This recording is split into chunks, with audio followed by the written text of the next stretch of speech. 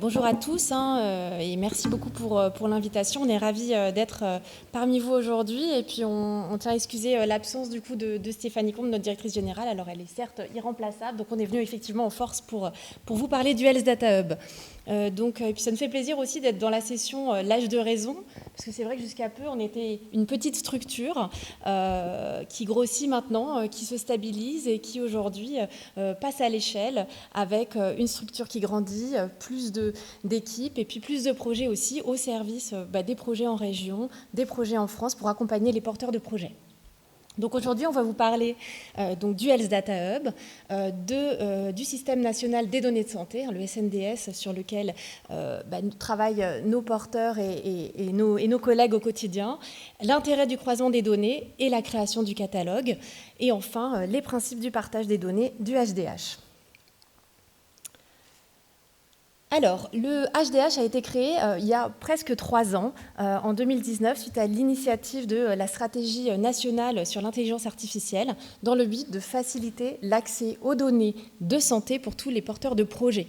Et pour ça, on est structuré autour d'une offre de services en 3 piliers. Donc, un guichet unique qui va permettre de fournir l'accès aux données de santé aux différents porteurs pour les aider dans les démarches administratives. On assure notamment le secrétariat du CESRES, du comité d'éthique, qui évalue l'intérêt général des projets et qui va transmettre ensuite ce projet à la CNIL pour l'évaluation au niveau des sujets de protection des données. On a également la mise à disposition d'accès le plus simplifié possible au catalogue de données de santé qui s'élargit en itérant avec de nouvelles bases qui vont régulièrement venir enrichir cette base de données. Et enfin, une plateforme sécurisée à l'état de l'art qui va permettre aux porteurs de travailler, de construire leur algorithme d'intelligence artificielle dans un espace de stockage important qui va permettre de traiter des grands volumes de données, des images, et qui ne sont pas forcément toujours des outils disponibles auprès des porteurs. Donc, quel type de projet bénéficie le Health Data Hub ? Eh bien, donc, bien sûr, les projets qui vont demander un accès aux données de santé, qui vont demander potentiellement un traitement de gros volumes de données, un accès à notre plateforme technologique. Et pour exemple, on a le projet Hydro. Donc le projet Hydro vise à prédire les crises d'insuffisance cardiaque menant à une hospitalisation pour les patients qui portent un pacemaker. Et pour ça, ce projet donc, permettra du coup de prédire ces crises quand tous les travaux seront finalisés et chaîne en fait les données à la fois des dispositifs pacemaker qui sont collectés par le logiciel de la start-up Implicity qui pourront être chaînés avec les données d'hospitalisation, de consommation de soins, de la base d'assurance maladie et du PMSI. Donc c'est un travail conjoint entre Implicity, entre les équipes du HDH, bien sûr des experts SNDS de l'assurance maladie qui nous aident au quotidien pour pouvoir accéder à ces données de santé. Donc au-delà de ce projet Hydro, eh bien, on a de nombreux projets qui vont accéder à cet accompagnement par le Health Data Hub. Et on le voit ici, à fin 2022, on aura à peu près 90 projets qui seront accompagnés par nos équipes, qui sont une centaine maintenant, pour 130 partenaires. On aura une trentaine de projets qui accéderont à notre plateforme technologique et qui pourront commencer à faire leurs travaux d'intelligence artificielle et autres algorithmes. Bientôt 10 bases également au catalogue viendront rejoindre la base principale du SNDS. Et l'ambition du Health Data Hub dépasse également toute l'ambition nationale avec un espace européen des données de santé pour lequel le Health Data Hub et pilote un consortium d'acteurs, d'une quinzaine d'acteurs au niveau européen, avec les équivalents du Health Data Hub en Finlande, en Allemagne, en travaillant également avec l'EMA, à préfigurer un espace européen des données de santé qui permettra d'interconnecter les différents systèmes avec un gros travail de structuration sur des standards qui permettront potentiellement d'être utiles dans d'autres crises, pour travailler des sujets comme les maladies rares également, où on va avoir vraiment une puissance de travail à l'échelle européenne. Et alors au sein du Health Data Hub, on a également une direction citoyenne qui vise également à écouter la société civile, à concerter la société civile et également à former sur les usages aux données de santé et rassurer également parce que c'est souvent aussi des questions importantes qu'ont les citoyens. Donc le SNDS, par la loi Organisation et transformation du système de santé, a été élargi en 2019 avec la mission de pouvoir offrir finalement l'accès à un maximum de bases de données qui vont être financées par finalement les fonds publics, de manière à pouvoir rendre accessible ce patrimoine de données de santé au maximum de porteurs de projets au bénéfice des patients et du progrès thérapeutique.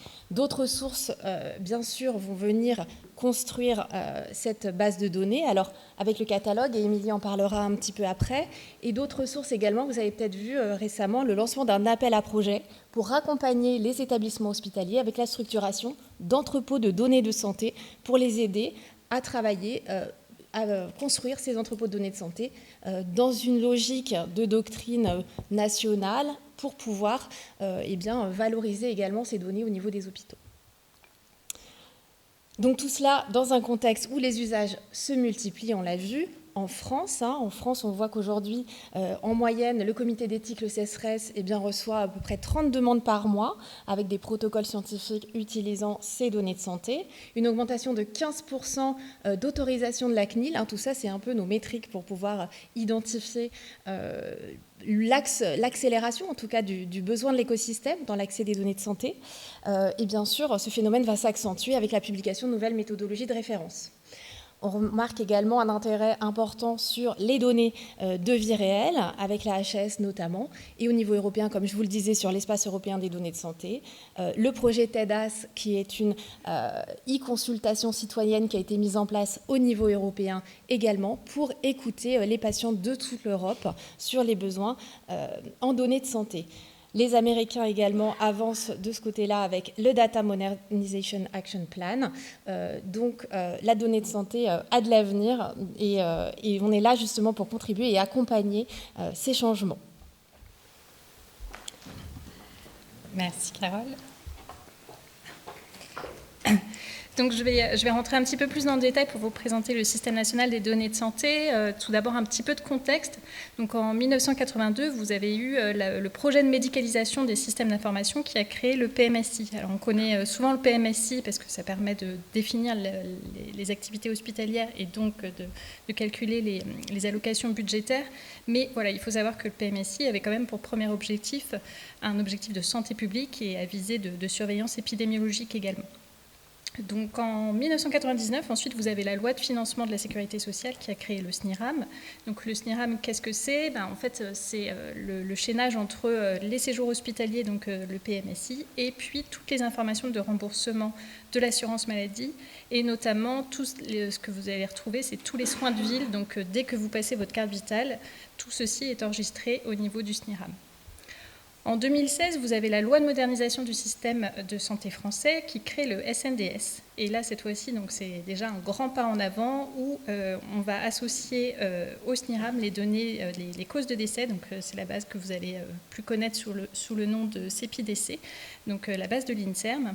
Et cette loi prévoit déjà l'intégration des données sur le handicap de la CNSA et puis également les données de remboursement de l'assurance maladie, des complémentaires. Donc, c'est l'échantillon des complémentaires de l'assurance maladie.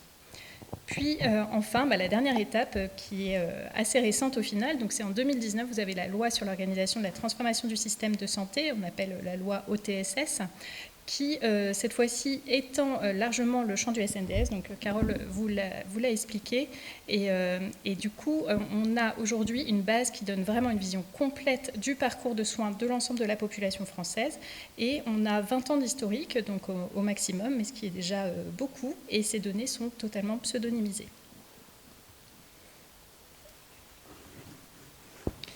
Donc, quelles données sont disponibles dans la base principale du SNDS ? Donc, voilà, vous retrouvez principalement les trois bases dont je viens de vous parler. Donc, le SNIRAM avec le DCIR, donc c'est les données de ville, le PMSI, le CEPIDC. Mais qu'est-ce que c'est au final ? C'est une compilation de bases de données qui existent déjà mais qui sont alimentés par des flux très différents. Donc, vous allez avoir des données qui viennent de l'assurance maladie, bien sûr, de la TIH, de l'INSERM, mais au-delà de ça, c'est également des données, si vous descendez un cran en dessous, qui viennent des établissements de santé, des mairies, des ARS, de l'INSEE. Donc, vous avez des flux de données qui sont très, très complexes. Et l'avantage du SNDS, c'est de justement pouvoir relier toutes ces bases de données entre elles. Et l'avantage complémentaire, c'est que vous pouvez chaîner d'autres sources de données externes au SNDS à cette fameuse base. Concrètement, l'utilisation du SNDS, qu'est-ce que c'est aujourd'hui? C'est 435 projets qui ont été soumis au CESRES depuis la création du FData Hub, donc depuis 2019, qui ont demandé un accès au SNDS. Et c'est plus de 100 publications qui sont liées à des études qui utilisent les données du SNDS en 2020. Les sujets sont divers. Vous avez bien sûr des sujets d'épidémiologie et de surveillance, des sujets autour du parcours et de l'offre de soins, des études médico-socio-économiques. Et puis également, c'est vraiment en train de se développer avec l'intelligence artificielle, des sujets qui sont plus sur des méthodologies de recherche. Je vais maintenant rentrer un petit peu plus dans le détail du catalogue. Donc là, on a vu la base principale, donc on va voir maintenant le catalogue, notamment comment est-ce qu'on est passé de l'intérêt de croiser les données à la création du catalogue. Donc rien de tel pour vous illustrer ça que de parler d'un projet, de partir d'un exemple, donc avec le projet Parcours IDM en Île-de-France, que vous connaissez certainement. Donc l'objectif de ce projet, c'est de mieux comprendre le parcours des maladies ischémiques chroniques post-infarctus du myocarde. Donc c'est un projet qui est porté par l'ARS Île-de-France, mais avec de nombreux partenaires, comme vous pouvez le voir. Donc on a le CH de Versailles, le GIP de Cézanne, l'INSERM, et puis également une association de patients Alliance du Cœur, que vous connaissez certainement mieux que nous. Donc les objectifs de ce projet, c'est vraiment de mieux connaître le devenir de ces patients post-infarctus du myocarde. Donc l'idée est simple, c'est en fait de réunir deux sources de données. Donc le registre eMust, que vous connaissez aussi certainement. Donc c'est toutes les données prospectives des infarctus du myocarde. Et ils ont chaîné ces données aux données du SNDS, donc avec des données pré-hospitalières et post-hospitalières, ce qui vous permet d'avoir le parcours vraiment global des patients qui ont fait un infarctus du myocarde. Donc l'idée est très simple et en même temps l'impact est majeur étant donné que vous avez des impacts indirects qui sont nombreux, tous autour de l'amélioration de la prise en charge des patients, bien évidemment. Donc vous voyez, c'est un projet qui est réalisé actuellement au sein de la plateforme du FData Hub. Et vous voyez que pour réaliser ce projet, déjà, on a deux sources de données. Donc il va y avoir des travaux d'appariement. Il faut savoir que ces travaux d'appariement peuvent prendre plusieurs mois en fonction du type d'appariement. Et plus vous multipliez les sources de données, plus cela prend du temps. Il va y avoir également des travaux de contractualisation. Dans le projet Parcours IDM, vous voyez qu'il y a 5 partenaires en tout autour de la table. Donc il va falloir pouvoir les réunir, discuter pour contractualiser. Il va y avoir également des travaux techniques. Ça va être la documentation de la base de données, ça va être l'information des patients, ça va être la mise en place d'un canal de transfert.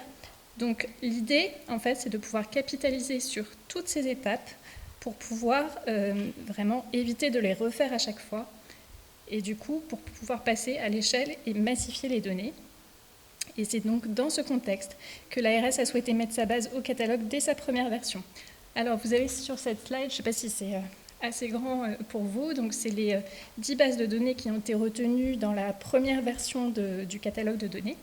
Donc elles sont en vert clair, je ne sais pas, oui, à peu près. Et puis vous avez également 2 bases de données qui vont être amenées à intégrer la base principale, donc qui sont des bases qui sont liées à l'épidémie de Covid. Donc vous y retrouvez la base eMust dans les bases destinées à intégrer le catalogue. Vous avez également la base au secours que vous devez connaître, vous avez la base maladie à déclaration obligatoire, et ensuite vous voyez qu'il y a diverses pathologies, divers organes, mais également divers types de bases. Vous pouvez avoir des entrepôts de données de santé, des registres, des cohortes, vous avez un petit peu de tout. La mise en œuvre opérationnelle du catalogue, donc elle est toujours en cours, mais elle progresse bien. Donc, vous avez eu la création du HDH en 2019. Et alors vous l'avez subi de plein fouet au sein des hôpitaux, mais il y a eu bien sûr la crise sanitaire. Donc, on a pas forcément avancé sur le catalogue, mais par contre, on a pu partager les premières bases relatives à l'épidémie par le biais d'un arrêté pris dans le cadre de l'urgence sanitaire. Donc ça, c'était en 2020. En 2021, nous avons eu la publication d'un décret, donc c'est le décret d'application au final de la loi de 2019, donc qui a pu positionner le Health Data Hub en tant que co-responsable de traitement de la base principale avec la CNAM et également responsable de traitement du catalogue. En juillet 2021, donc un mois après, vous avez eu la création du comité stratégique des données de santé.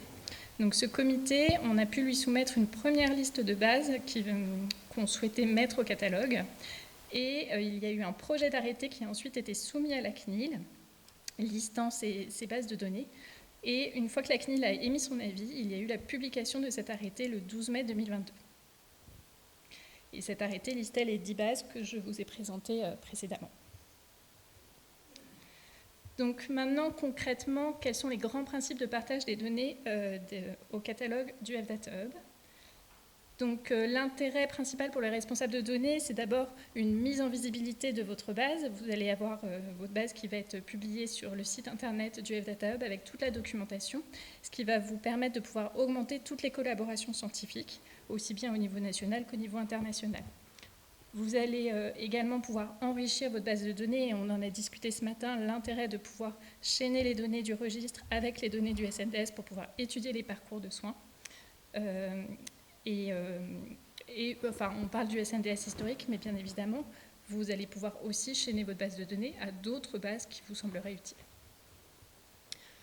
L'un des intérêts aussi, lorsque vous mettez votre base au catalogue, c'est que le HDH peut vous accompagner au niveau de toutes les étapes, donc de la mise en œuvre au catalogue, donc de l'analyse de la conformité au sens du RGPD, également de la documentation de votre base, ou bien encore la mise en place d'un canal de transfert et l'obtention d'un DOI, donc un identifiant numérique qui va vous permettre de pouvoir tracer les publications et les utilisations de votre base.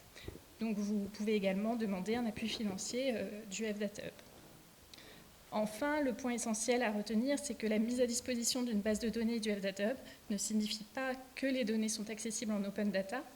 Donc, loin de là, en fait, qu'elles soient ou non au catalogue, les règles d'accès qui s'appliquent sont celles de la réglementation française, donc à savoir CESRES, CNIL. Donc, le HDH s'engage, par contre, si vous mettez votre base au catalogue, à vous mettre en relation avec le CESRES et puis également à vous articuler la relation avec les utilisateurs potentiels de votre base et à vous donner aussi les résultats des études qui sont réalisées à partir de votre base de données. Et tout ceci est conclu dans une convention que nous signons entre le responsable de données et le Health Data Hub. Je crois que j'en ai fini. Donc si vous avez des questions, nous sommes là.